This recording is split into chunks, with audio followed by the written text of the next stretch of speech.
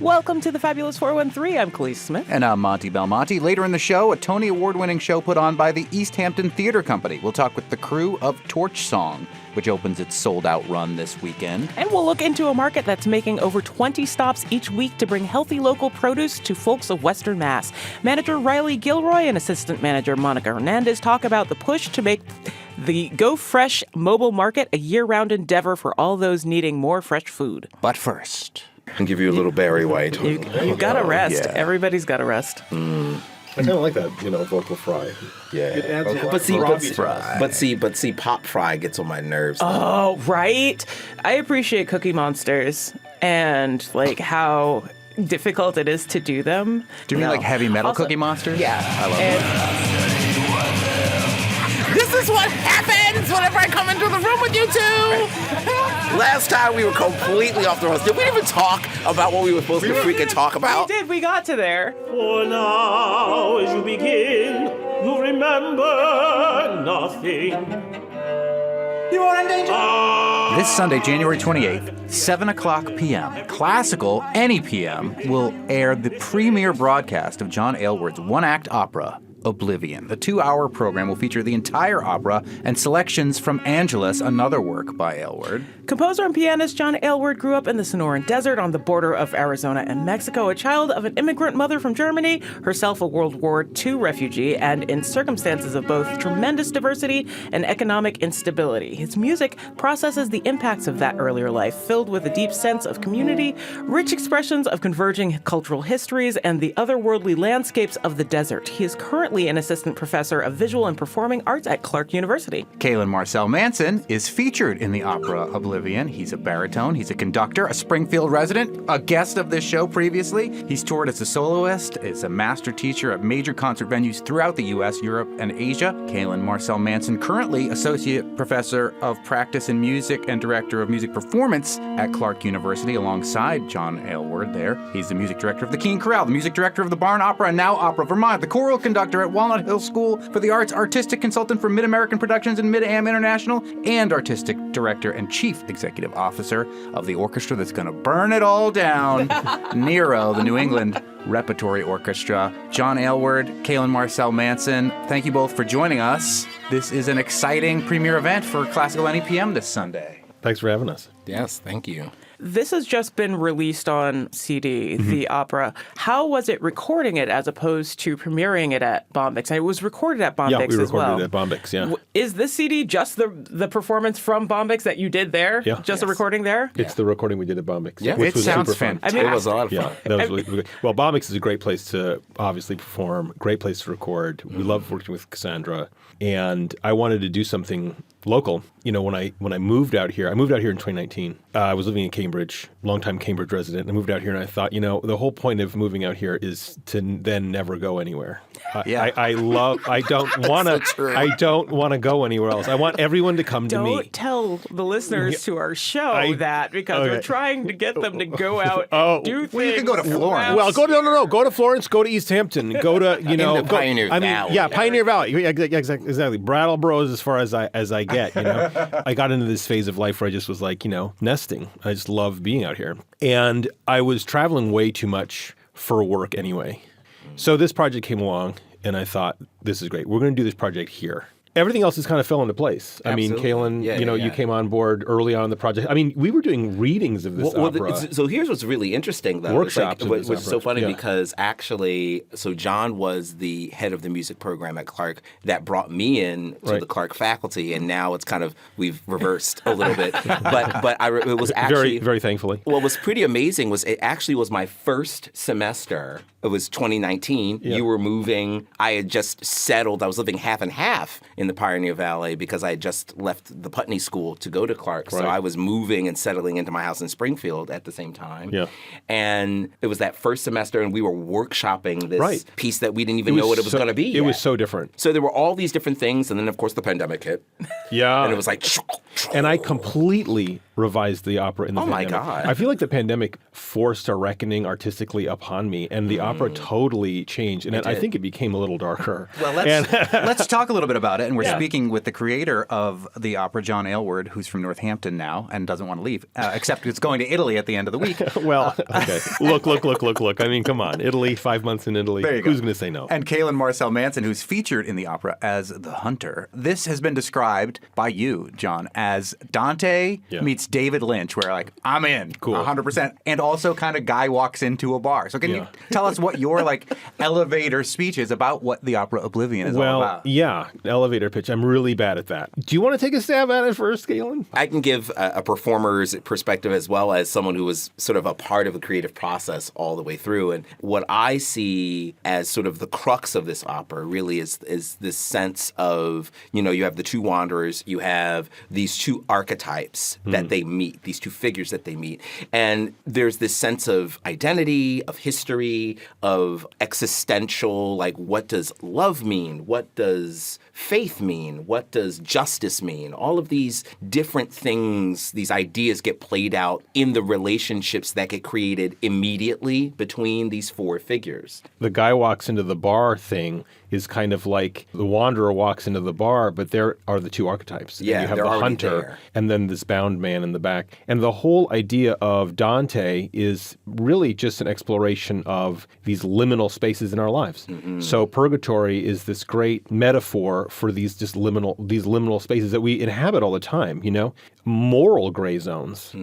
And so these two wanderers, they find out that they've passed. There's no real spoiler there. I think you kind of get that from the beginning. It's such a strange and ethereal place.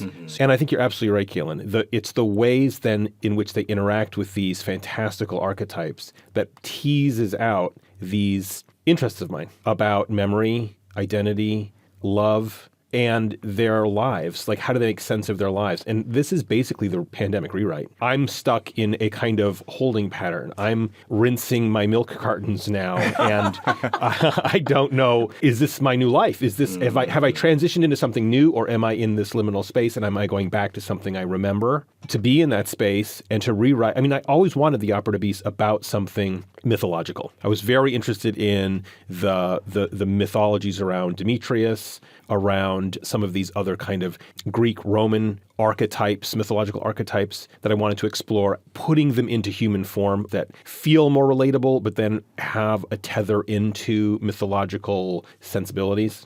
During that pandemic rewrite, the idea of just putting them in a space like Dante's Purgatory, there was just great scaffolding. But then wanting to put it in a quote-unquote Western or American or modern space. And, I grew up in a cafe. I find the diner to be incredibly relatable. That's the Lynch. Oh, absolutely. But it's also the diner scenes when we talk about and Western Twin Peaks thing, and but Twin Peaks is so funny because we're feeling that. But it's also this space that is a passing through space. Exactly. Whether one appreciates the fact that everyone in a diner leaves a little bit of their own residue behind. Totally. But there is that feeling about it. It's like, oh, wow, I'm sitting here and I'm waiting for the greasy spoon, and I know there have been thousands of people that have sat in this space because I kind of feel them. And it's a weird sensibility, but there's something we all relate to in that place. And the director, Lane Retmer, fabulous director, by the way, she had this great idea to get these extras in the diner. In the film we shot, they feel so ghostly. So actually I should mention that this album... Oblivion by John Aylward, which will debut premiere broadcast this Sunday on Classical NEPM. But later this year also comes out as a film. Exactly. So the film, we made the recording at Bombyx. And then I used that recording as the foundation, totally remixed it as a filmic version that then all of the cast then came back to shoot the film with a fabulous film crew headed by Graham Swan, indie film producer Graham Swan from Ravensrod Productions. Just won a Cassavetes Award at the Independent Spirit Film Awards, and the film will come out in a couple months.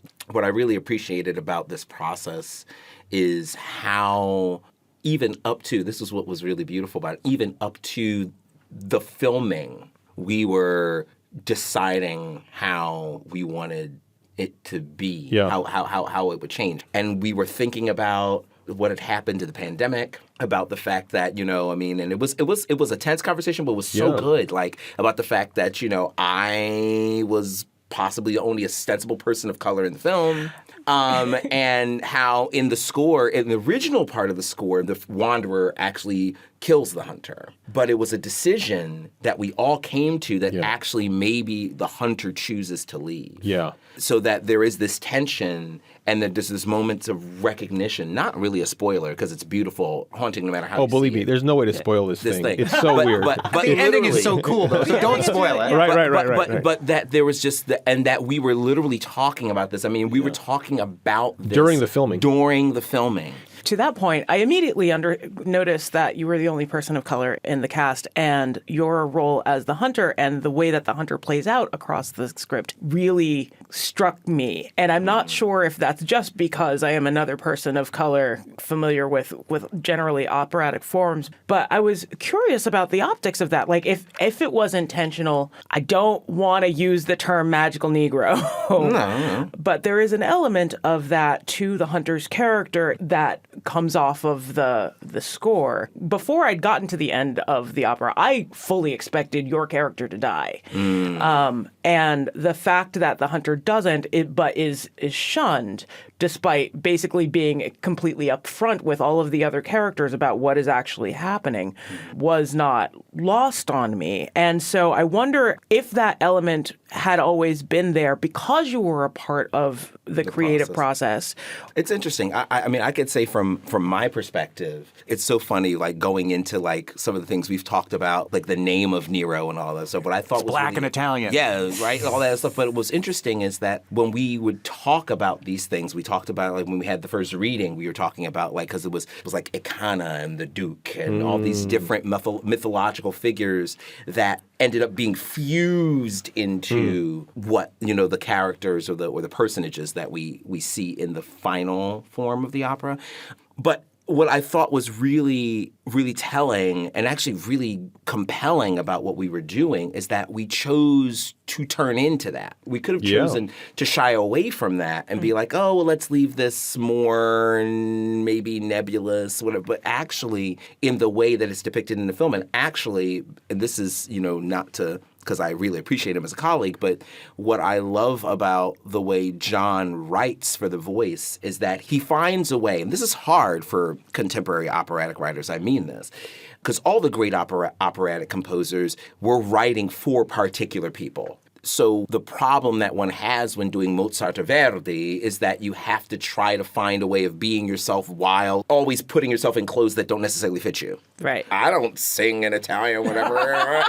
Who sits on a 3-second trill while they're talking about death? No one, but you kind of find a way to make that believable. What John does in his writing is it's very, very lyrical, it's very honest, and he was writing for the people he had. Yeah. And yet, there is something so natural about how the electronics work with the voice, how the instruments work with the vocal lines, that it really could feel natural for any baritone, maybe, to sing the role of the hunter or to sing the role of the first wanderer. It's very natural feeling singing. You're blind. It is why you Later in the show, more theater and slightly less singing with the folks from Easthampton Theater Company and their production of Harvey Fierstein's Torch Song. And we'll talk with a mobile market on the go in Hampden County. But coming up, how easy is it to write and perform opera in English? More with baritone Cailin Marcel-Manson and librettist John Aylward, whose opera, in English, Oblivion, will make its broadcast debut on Classical NEPM this Sunday. You're listening to the Fabulous 413 on 88.5 NEPM. We are close. Is it? What? Is it? Is it? What? Is it there?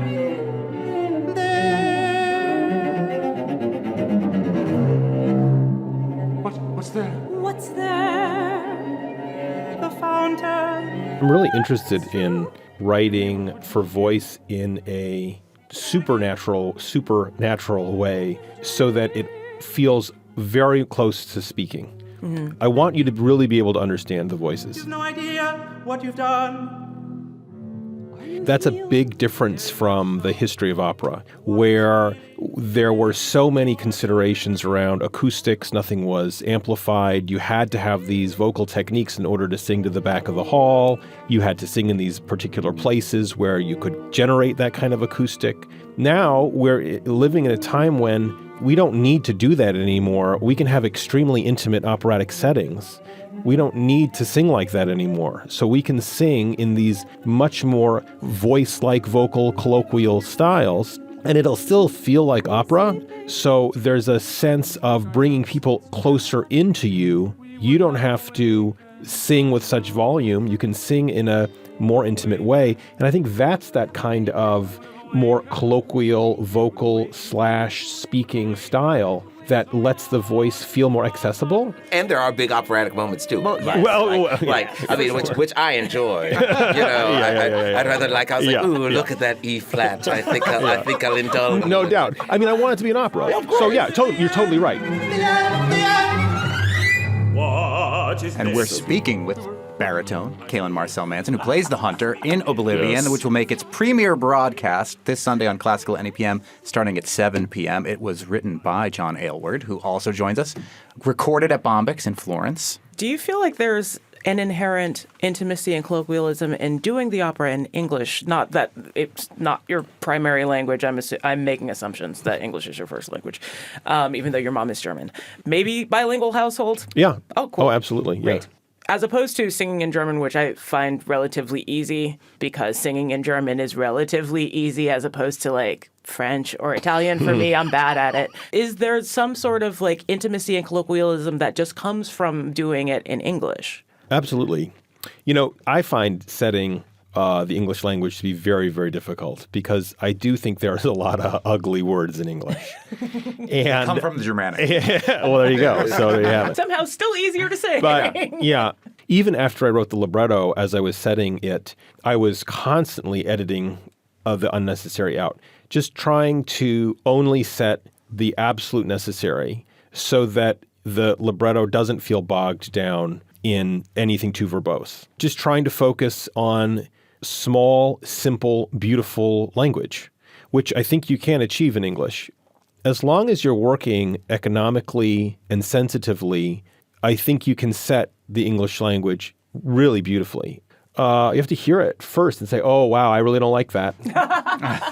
And then you can go back and make a revision. And as we were saying, we did work through a lot of workshops, a lot of text is on the cutting room floor here. Absolutely. And I think there's another thing that kind of goes to what you were saying, too, about like cultural perceptions, right? There's something about the operatic idiom, especially for American Anglophones, that when you do sing in a foreign language, it allows that kind of psychic distance for the voice, because since it's foreign, then for the voice to sound unnatural seems okay. One of the things that's most challenging as someone who teaches diction all the time is finding a way particularly for classical singers to sing in English in a way that doesn't sound put on. And with such natural, easy-feeling colloquial writing where the text has been, like you said, cut down till it's really what essentially needs to be said, there is work that I feel we as vocalists had to do to be like, okay, stop getting operatic, Cailin. We were always talking about, like, can we, with all the vocalists, the instructions were always like, even at the end, even in the final recording, I remember Stratis, the conductor, and I was in the booth. I was like, can we try that again with less vibrato? Can we try that again with even less vibrato? and just trying to get like incisive diction. But nevertheless, the producer, Graham, I was just talking to him yesterday. Nevertheless, he still says, no, we should really make sure we subtitle this film. Yeah. There is this feeling that since it's sung and in this operatic way, we need the subtitles. Well, I think, but the thing when you're talking about the diction part is that it's and that's what's hard too. Yeah. Is because if the diction is too erudite, then it doesn't sound natural. Mm-hmm. Totally. So there's those moments where we literally were like, I remember we were talking about it again, and in between recording takes, I was like, it wasn't just let's do that again. Sometimes it was us as the singers like, can we try that again? Totally. I was a little too proper. Totally. Totally. Like you're a bartender. Just like, we wait a minute, can I try that again, please? Yeah. And then we're working with the audio to film it, and it's a totally different experience to be in the room. But you can't take the audio back. No, you can't. And there was no way we were going to be able to record. It wasn't like we were filming a staged version. We were filming people running around a bar, all these costumes. There's no way to, and where would the ensemble sit? Right. So there was no way to record it while we shot it. So everyone had to sing along. Especially It's like the music video version of the opera, which is wicked cool. Yeah. I can't wait to especially when see you it. sit there and they'll go like, I think we need more fog. Okay. I know. Oh, it was literally people drowning in fog machine and action. Yeah, exactly. Yeah. It was just like, Yes. This is a small ensemble for both the orchestral part of it and the vocal part of it. But then there's electronics as kind of a bridge between the two. Can you just talk about bringing electronics into operatic medium and why it was important to keep it in this production? Yeah, that's a great question. And I love working with electronics. I probably don't do it enough. So much of my work is acoustic, but I felt like for this opera, I wanted to keep the forces small. I really liked the idea of a low string trio, viola, cello, and bass. That felt like, purgatory/hell, some dark strings, very low. And I love the electric guitar, and I wanted to use the electric guitar as a kind of, almost like a kind of Baroque accompaniment to the voices. And I think that comes out in the score. You kind of hear a lot of when the voices move into a kind of recitative, you hear the solo electric guitar kind of as if it were a Baroque version of the lute. Like a lute, exactly, in this kind of mythological sense. And so then once I had the electric guitar, I thought, I need to actually embed it in some, I need to give that some context. And I can't have 3 strings and 1 electronic instrument. Well, I could have, but I thought it would be more fulsome and more contextual to have the electric guitar with electronics. So the electronics kind of come out of the electric guitar part, and they're part of that world. And so then the ensemble has a acoustic aspect to it in the 3 low strings and an electronic aspect in the electronics and electric guitar. And the electronics really allow me to play with ambient sounds, long stretches of ethereal sounds and soundscapes, which I think really help to contextualize and situate a lot of the action, so that the strings don't have to be playing. I mean, 3 strings playing an hour of music would be really, really hard. Giving them some time, keeping their sounds fresh, leaving them for specific things, and then having the electronics take over in a lot of the quieter and longer and more kind of indulgent sonic spaces. It just helped craft the contrasts there. But it was really a joy to work with. That's the other thing that I thought was really so cool about electronics too, is that they can be ambient, they can be instrumental, and they can also be very vocal. Cailin Marcel-Manson, who is the baritone for the new opera that will make its premiere broadcast debut on Classical NEPM this Sunday night at 7, written by John Aylward from Northampton, both of whom have joined us. It's incredible. The story is amazing. Again, it's got that eerie, creepy, David Lynchy type thing, and the movie comes out later this year. It'll also be followed up by Angelus, which is not Angelus from Buffy the Vampire Slayer. Much your chagrin. Much to my chagrin, but I'm sure it's great too. Yeah, I'm very happy that listeners can have a chance to listen to parts of Angelus too. That's a really important work of mine that's about my mother's journey as an immigrant. She was a refugee in World War II. She was born in 41 and immigrated in 53 to the States, and it's about her time in Germany after the war. Such a pleasure to be able to share the music and to be here with Cailin. Thank you, Cailin. To you. And thank you both. Thank you both. The collection of John Aylward's work, including not just his opera Oblivion, but sections of his operatic poem Angelus and a few other shorter works, has its radio premiere this Sunday evening on Classical NEPM. Later in the show, we'll talk to some folks behind Easthampton Theater Company's production of the iconic queer theater piece, Harvey Fierstein's Torch Song. Up next, bringing the veggies to the people with Hampden County's Go Fresh Mobile Market. You're listening to the Fabulous 413 on 88.5 NEPM. We drive around, plant the vehicle in certain neighborhoods a few minutes before we get up, and they're like, they're out and about. Where are they? Where are they going next? And we've had people follow us. We've had people pull us at the Pride gas station when we're trying to get a coffee. Us what we're about. Hey, are you open? It's another Local Hero Spotlight with Phil Corman from CISA, the Local Hero folks, and we're a hop, skip, and a jump away from the NEPM studios at Linden Towers in Springfield with the Go Fresh Mobile Market. What's your name? My name is Riley Gilroy, director. And what's your name? Monica Hernandez. Tell us about what Go Fresh Mobile Market is and why we're here. Is this a mostly elderly? Yeah, it's a mixed community, mostly elderly. Farmers market brought to the folks here in the area so they don't have to go out and about.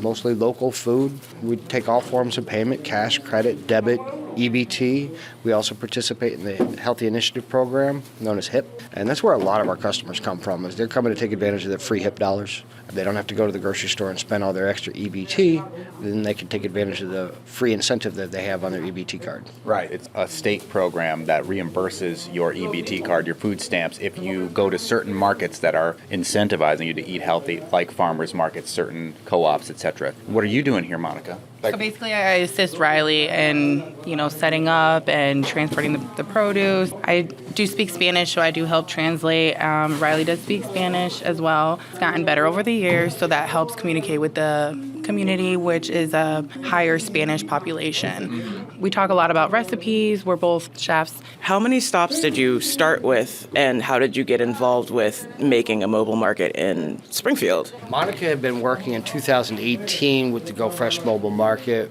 when it was part of the Public Health Institute and the YMCA. I came on in 2019.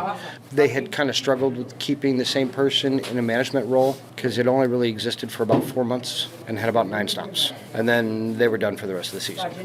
So it was really just the pristine summer months. Then Monica and I got to talking as we paired up and said, we'd really like to see this go year round. So we started talking to more people in the community, finding out what areas would like to have us come and set up and be willing to accommodate us in the summer, potentially in the winter. From there, it just grew.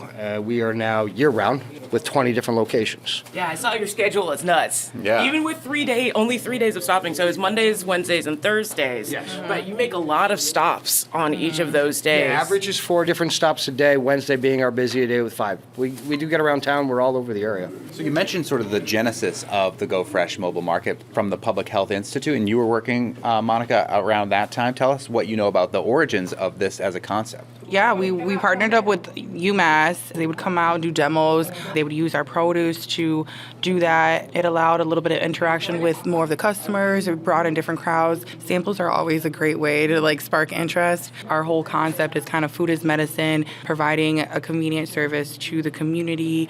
The focus started originally with the senior community, and we've learned that the senior community do get other resources.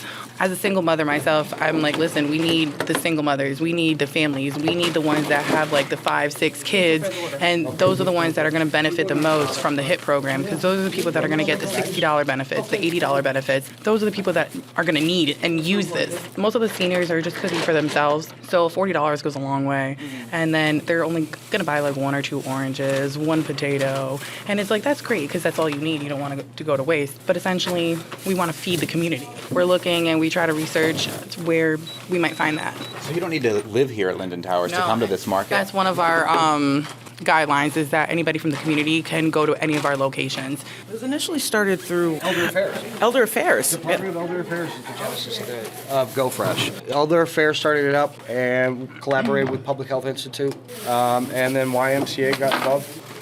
Got with PBTA to get the retired school bus van, which we've run for, I'd say, 10 out of the last 12 years. But yeah, it's been around the area for quite a long time. Been on City of Springfield's radar for about as long as I can remember. Monica and Riley from Go Fresh Mobile Market, who are here at Linden Towers in Springfield, assisting people who are purchasing all of these great fresh fruits and vegetables. It's January. Where is all this food coming from? A lot of the, let's say, the bok choy and the lettuce and the parsley we grow right here in Indian Orchard at our greenhouse Wellspring Cooperative. The local produce will be coming from as many farms as we can get it from that are open right now. 2916. So Bardwell Farm, Plainville Farm, Clarkdale Fruit Farm. Nice. Even. We do splurge a little bit and get some stuff that's not so local but is seasonal. Nice to have oranges at this time of year. Yeah, well, it's not necessarily summer here, but it is somewhere, so I'll find a way to get some mangoes and papayas and avocados because it's seasonal. We try to keep it as fresh as we possibly can. One thing that may be hard for people to understand is here you have this beautiful local produce, and when people are on food stamps, they get this state benefit that really expands their budget, which is the Healthy Incentive Program.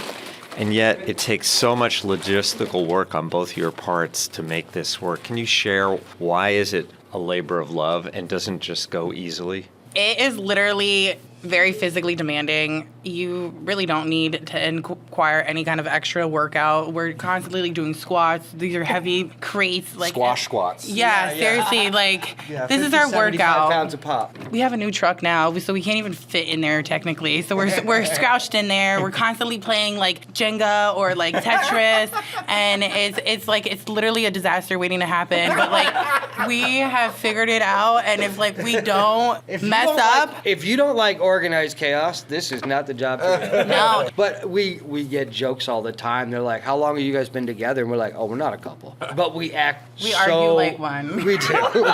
Work marriages. Yes. I don't know anything about that. It's a work marriage for sure. But it is. It's a love of life. We love food. We love talking about the idea is you are what you eat. If you eat processed food, then you start to see the health effects. Talking with other customers about some of their homeopathic remedies that they have from wherever they're from. You know, we have people that will buy 40, 50 heads of garlic, and that's all they're buying. Why? Vampires. Garlic soup because like it's the season for it. Garlic is so good. It's always, because it's one of like the essentials to help you like with health benefits in your immune system. Yeah. So we always have garlic. We all have oranges. We have lemons and limes. We have ginger. We always have our local honey from Billy C's. That's like, you know, your little remedy right there for your tea and all your health benefits. Those are like our top sellers right there. You mentioned Riley and Monica from Go Fresh Mobile Market, that this grew out of UMass, it grew out of the Public Health Institute, it grew out of Elder Affairs. Is it now a business? Is it a nonprofit? So we had the option of doing on a business license. Rather than do that, we liked the idea of it being a nonprofit.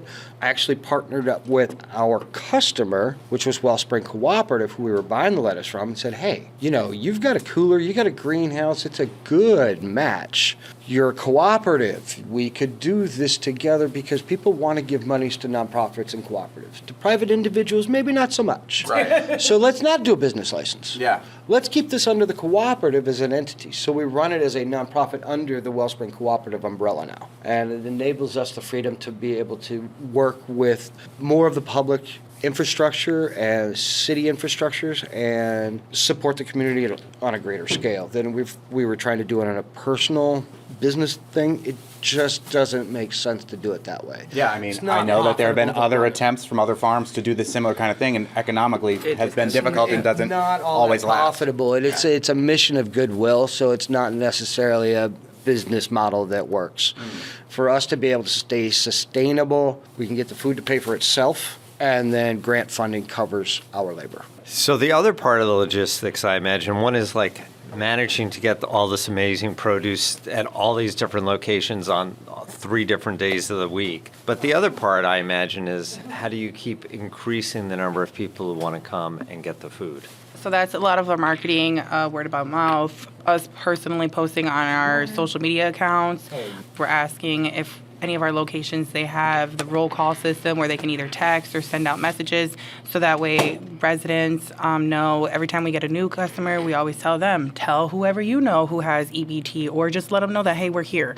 I do know that statewide, the Healthy Incentive Program is such a great program, but only about 6 to 8% of all the households who are getting food stamps from the federal government even use their state benefit program. Kind of curious, what's the percent of customers who come into all your stops are using their HIP benefits, would you guess? It's probably about 90% of our customers are HIP purchasers. That's the good thing about like word of mouth is that usually somebody who has EBT, SNAP benefits, they know somebody who has it. If they're come across this great opportunity, then they're going to tell their friend, their family. Usually every week, we're probably seeing 1 or 2 customers who are bringing someone with them. We like to call our customers participants because they're participating in helping us keep it going. Now, if we could collaborate and get the state to do something more with the DTA. Department of Transitional Assistance. Sorry, thank you. To just notify and educate people, hey, there's this extra benefit that you have on your card that you're not using. It's 10% or less that know about it. And we're really trying to do as much as we can to get the word out and say, hey, look, you can use your food stamps for the meat and the milk and the dairy and all that other good stuff. We can help you out with the fruits and vegetables. Both of you have culinary backgrounds, and you've talked about bringing samples to the market. Has there been anything that's come that has really sparked people's taste buds where they really started asking for it? Brussels sprouts. Really? I'm not kidding. Brussels sprouts. Thank you, Harry. Bardwell Farm. We were doing loose case Brussels sprouts. And the idea being in a farmer's market is not everything's packaged, right? You reduce your packaging. But then we're grocery store trained that we want stuff in package because we don't want people to touch our food. So now we got cute little 1 pound bags. And then we're like, boom, I've never sold so many Brussels sprouts in the first hour that I've had 20 pounds sitting in a basket. I don't like Brussels sprouts, but they're in a little baggie now, 1 pound batch. Oh, that's cute. Boom, take it. Mini cabbages. I can deal with that. It works. We do change it up. We do try to listen to what our customers want. Canepas are one I've been trying to get a hold of that not too many people know about. It's a Puerto Rican sweet lime that is hard to find. We do the garlic, we do the gingers, we get a lot of the ingredients for the sofrito. It's a Puerto Rican green sauce, which is really good. You know, and we try to even grow the cilantro and stuff like that, but the arcao is kind of hard to find. So these are little crops that I've been working with other farmers in the area. Say, hey, do you think you might be interested in growing a crop that my customers would like to see? Callaloo being another one. You know, a lot of people are like, what is that? No, it's just... It's hard to grow here. It's amaranth. Yeah. It's green amaranth. I made the mistake of growing red amaranth. And they were like, no. But then I had a whole bunch of green stuff, and I had some customers up on State Street, Mosque 13, hashtag Sister Anna Muhammad. She really helped us get a lot of those crops for folks in that neighborhood and bring my attention to it. I was like, oh, well, hey, I got a whole bunch of it here. I just gave it away. No, I'm not giving it away anymore. I have a very strong Vietnamese population at the X in Springfield, and we were doing a lot of garlic, and it turns out these people are buying garlic for tinctures. They got a little bottle of vodka, and it's like 30 cloves of garlic, some ginger, and it all goes in there, and it stays. And then it's just a little tiny drink every day to maintain blood pressure. And a lot of people are using the food as medicine. There's a movement called nutritarianism. It's back, millennia years old because you use food as medicine. So they're actually just eating healthier and getting off of medication. They're reducing their heart medication. They're reducing blood pressure medication just by monitoring their health. We were working with Bay State Hospital, their nutrition department, and registered dietitians who are going to be coming with us and signing people up to do a food prescription and come visit our stops. They get a coupon for that. We're just really trying to change the way people are thinking about farmers markets. You probably heard me squealing or speaking in Spanish and greeting one of our customers. Yeah. It's a regular customer that we usually see. She's been coming with us for years now. And, we missed her a couple days. Today's the first day I've seen her since the new year. And so moments like that just make it really, rewarding, and it's a really feel-good moment where you can see someone and they're happy to see you. You're happy to see them. And, now she's just here to shop. What's your name? My name is Maria. Where are you from? I'm from New York. And you live here in Springfield? Yes. I was raised and born in New York. Tell us about your relationship to Monica and Riley and the Go Fresh Mobile Market. They're my friend. He's very nice. She's very nice. I love them both. Mm-hmm. I miss them when there's a holiday and when they take off in vacation. What did you get today? Oh, well, I got green peppers, red pepper, garlic, grapefruit, apple, orange, pear, and baby spinach. Anything exciting you're going to make with that? The garlic is to season in my meat. Mm-hmm. Oh, cool. Nice. Yeah. Tenderize it in there. Yeah. So it's just moments like that just make it really great. Some of our customers, they come to us and they only have, $1 on their card. And we're able to swipe that card 40 times. But they're able to walk away with $40 worth of groceries. And they only had $1 on the card. You can't do that at Stop and Shop or Big Y. And that's another feel-good moment. You can find out where Riley and Monica will be, where, and when by searching for Go Fresh Springfield Farmers Market on Facebook or checking out their website at gofreshmobilemarket.org. Up next, a production of a groundbreaking queer theater piece comes to Easthampton this weekend. We'll talk with Jason Hayes and Michael Budnick of the Easthampton Theater Company. We're going to get your name right, don't worry, during the break. Of Easthampton Theater Company's production of Harvey Fierstein's Torch Song. You're listening to the Fabulous 413 on 88.5 NEPM.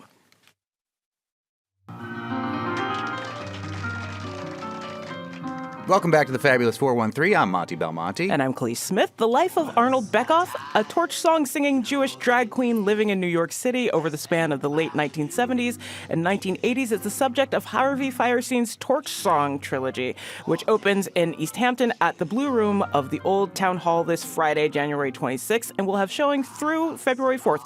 Slight clarification, they're doing Torch Song. There are two versions. We'll get into that. Yes. Torch Song follows Arnold's odyssey to find happiness in New York, and all he wants is a husband, a child, and a pair of bunny slippers that fit.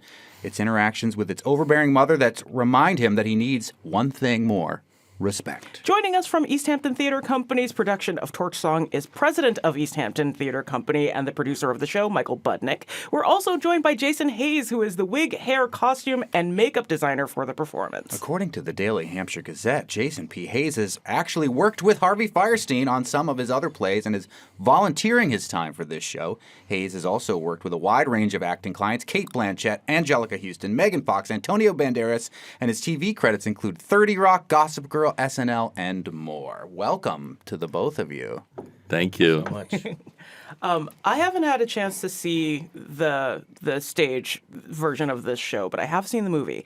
And I know that there is a difference between the original trilogy and the version that you're doing. Can you talk a little bit about the differences there, just in case someone's like me and has happened to either see the movie or the original production? Jason Hayes. Yes, thank you so much. So the original production was initially 3 one-act plays that were actually done separately. But when you kind of place those 3 things together, it was an extensive amount of time. So I believe it was 2017, Harvey had started to do the rewrites for Torch Song, which kind of melds those 3 pieces into about about 2.5 hours of theater, and tells this story collectively.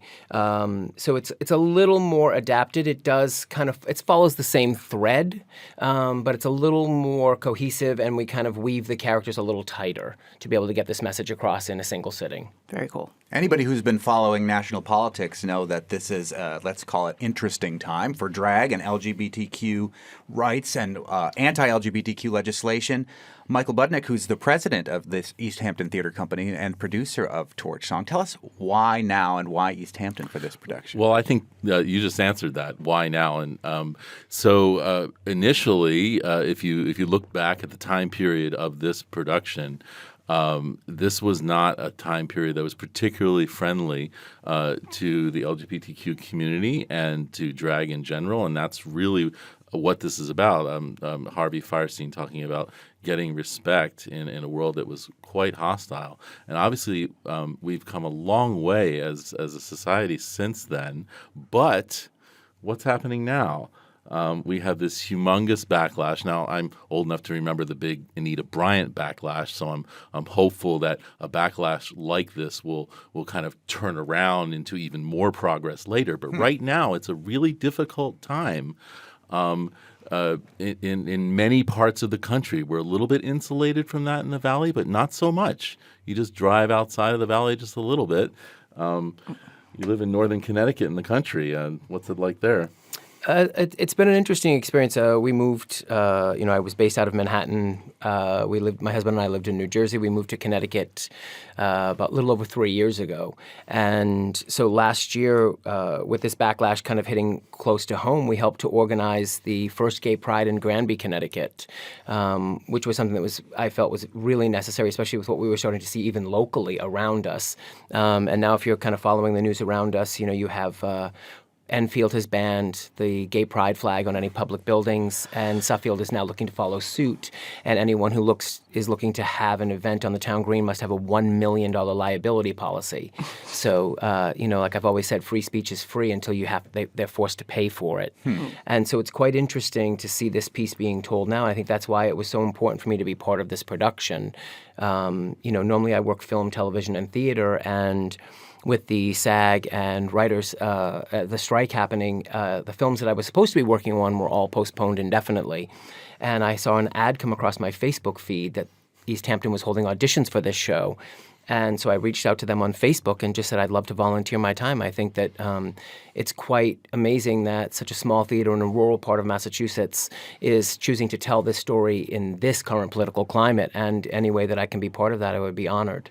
And it is such a small theater that it's virtually sold out. But Yes. we'll talk about that more later. It is virtually so. But there's not just about seeing yourself, but this particular play and the fact that it is about like early/pre-AIDS era gay life is also incredibly important. Like how normalized the entire play is, I think, is part of its charm and wonder. Can we talk about like making those things that people think are out of the ordinary, extremely ordinary in this show?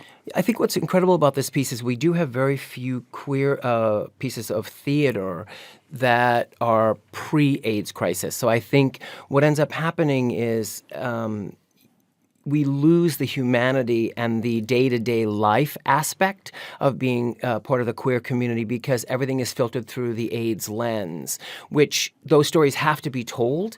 But we have so few where we separate those two struggles. And I feel what's incredible about Torch is that, everyone says, he's looking for love, he's looking for respect, he's looking to, he wants a child. I think what Arnold's really trying to do is find himself through his own version of himself, not a version that society wants from him, not a version that is safe and palatable for society. He's truly looking to find himself on a level that he's okay with. And I think that is the queer struggle. Mm.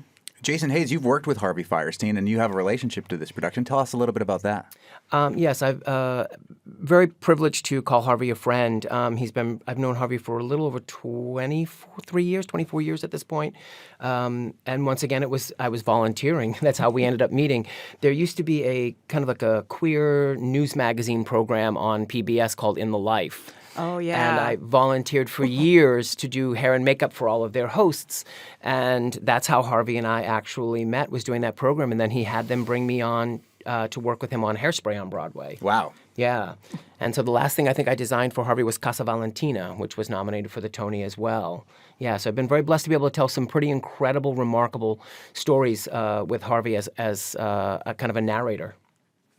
Tell us a little bit about Easthampton Theater Company, Michael Budnick, who's the president and the producer of this Torch Song happening, which kicks off this weekend in Easthampton. Sure. Well, Easthampton Theater Company started in 2022. It started as an idea with a group of people that were used to doing community and regional theater in the area. But we're based in Northampton, Easthampton, where there wasn't really a vibrant community theater. And we all got tired of driving 30, 40, 45, 50 minutes. And we also were we really knew what was happening in Easthampton and how the vibrant arts and culture community had been growing and growing. And there wasn't a resident theater company. So the idea came together. People came together. Facebook was a great communications tool to do that, and other social media. And so we had our first production in early 2023. It was God of Carnage, which is a wonderful satire of upper middle class hypocrisy. So we don't just want to entertain. We want to do things that are important and informative. We also want to do things that are funny. We want to do dramas, but we really want to bring community theater to the community and by the community. And when we went out and looked for what would we do for the next couple of productions, we actually solicited the theater community for ideas. And this idea came to us as I think it's a great story, because I was in a show, Hello Dolly, in South Hadley at Black Cat Productions a long time ago, and there was a kid in that production who was about 16 or 17 years old. Well, we were contacted by this kid when we solicited for shows to do. He's graduated from college, he majored in theater, and he says, I want to do Torch Song, and I want to direct it. I think you should do Torch Song in that small space. I can do it. I can do theater in any space. And we said, wow, this is great, because I knew the trilogy. The trilogy was really important, a piece of theater way back in the day. And I said, wow, they've made a 2-act version of this. And I was so excited that someone in their 20s knew this piece of theater as classic queer theater. And was able to relate to it And so we decided to. He couldn't direct though because he, I think he's doing either a master's program or got a job out of state. But fortunately, the inspiration lives on. Right. But Jason Rose Langston, who's on our board, took over and is directing now. Very cool. And as we mentioned, it is sadly mostly sold out. But watch their Facebook page and etc. because there may be some additional seating that opens. We may be adding a few seats in the back there with cafe tables and things like that. And I do want to mention before we stop. I'm getting a waving arm. We're going to stop in 15 seconds. Yes. Michael Budnick, Yes. Jason Hayes, part of Torch Song, which kicks off this Friday in Easthampton at Town Hall, sold out. Thank you so much for joining us. I'm Thank Monty you. Belmonte. I'm Coley Smith. We'll see you tomorrow on the Fabulous 413.